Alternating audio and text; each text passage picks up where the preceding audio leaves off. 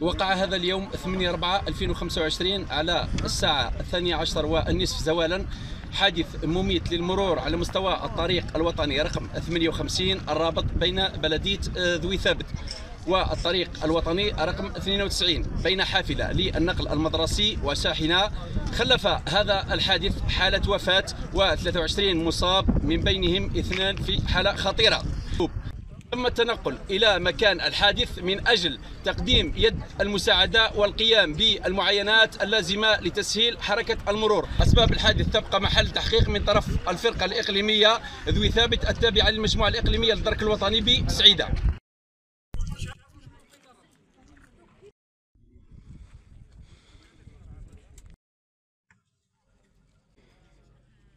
الملازم صلاح رشيد مكلف بالاعلام والاتصال لدى مديريه الحمايه المدنيه لولايه سعيده. تدخلت مصالحنا في حدود الساعه 12:30 زوالا من اجل حادث مرور مميت وقع على مستوى الطريق الوطني رقم 58 بين بلديه ثابت وقريه ارمل.